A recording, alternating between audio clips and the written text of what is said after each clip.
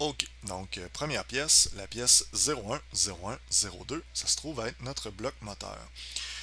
On commence par cette pièce-là parce qu'on va l'usiner à la CNC. Donc il n'y aura pas plus que 2 usinages par période de formation. C'est pour ça qu'on commence tout de suite par ça. Question qu'on ait tous le temps de la faire durant les périodes de formation le vendredi. Pour ceux qui suivent la formation en différé, modélisez-la comme tout le monde. Ensuite de ça, vous pourrez faire vos parcours d'outils. Je vais montrer comment faire là, dans une prochaine vidéo. Et ensuite de ça, une fois que vos parcours d'outils seront validés là, par un membre du personnel du Fab Lab, vous pourrez réserver sur le site web là, la CNC pour pouvoir faire votre usinage. Donc c'est comme ça qu'on va fonctionner pour ceux qui suivent la formation en différé.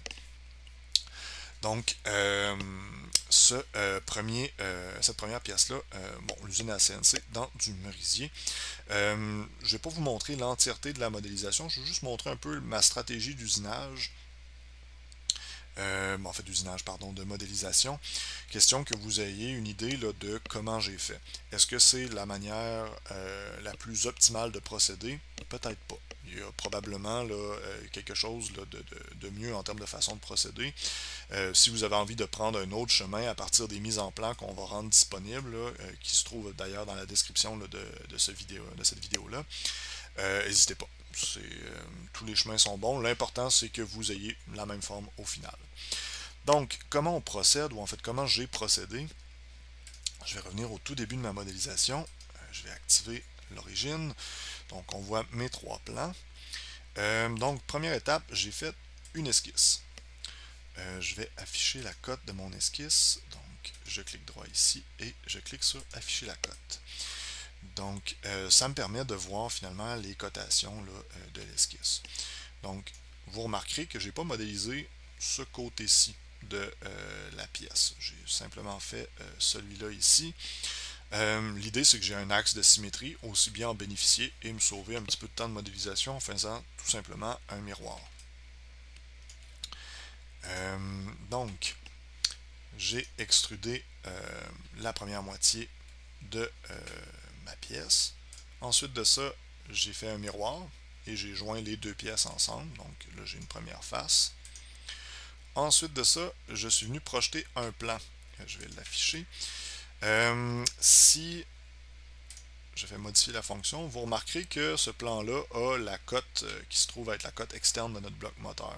Donc, je suis venu déterminer finalement là, où est-ce que l'autre paroi extérieure va venir se localiser comme ça. Ensuite, j'ai fait une esquisse où est-ce que j'ai utilisé la fonction projection, si je ne me trompe pas, ou projeter. Vous pourrez vérifier là, dans l'environnement d'esquisse. J'ai projeté le contour de cette forme-là, qui est existante. Donc, ça me permet d'avoir la même forme directement, sans ajouter de cote ou le remodéliser ou quoi que ce soit du genre. Donc, je suis sûr que les deux sont pareils. Je poursuis en faisant une extrusion, comme ça. Ensuite de ça, pour ceux qui ne l'avaient peut-être pas remarqué, j'avais un petit rectangle ici, donc je suis venu extruder tout simplement ce rectangle-là et je l'ai joint à mes pièces. Ensuite, j'ai fait une dernière esquisse juste ici, où est-ce que je suis venu positionner mes trous de perçage. Donc j'ai fait des points tout simplement dans mon esquisse pour localiser ces trous-là avec la fonction perçage qui se trouve à être en haut ici. Donc, ensuite de ça, fonction de perçage. Donc, je suis venu faire mes trous de passage pour de la vis M3 dans ce cas-ci. Ensuite de ça, j'ai fait 2 premiers congés. Venir arrondir ça. L'idée, c'est que quand on usine à la CNC, on a des couteaux qui sont circulaires, donc c'est assez dur de faire des coins à angle droit. Donc je suis venu faire un arc, ici finalement un congé qui est supérieur au couteau qu'on va utiliser pour l'usiner. Grosso modo, ça va donner un meilleur résultat, ça va être plus facile à usiner. Ensuite de ça, j'ai fait un miroir de l'ensemble de mes opérations. Donc vous voyez, je suis venu sélectionner 3 fonctions. La fonction d'extrusion de ma petite bande qui était ici, la fonction pour le perçage qui a servi à faire les trous, et les congés que j'ai ajoutés là. Donc, en une seule opération supplémentaire, je transfère toute cette information-là de l'autre côté et je le joins à ma pièce.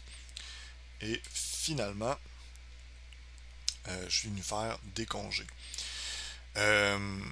Donc, vous pouvez suivre cette stratégie-là, vous pouvez l'optimiser certainement, et vous pouvez sans doute là, utiliser un chemin qui est complètement différent que ce que j'ai fait. C'est à votre choix. Donc, bonne modélisation, et on se retrouve dans la prochaine vidéo.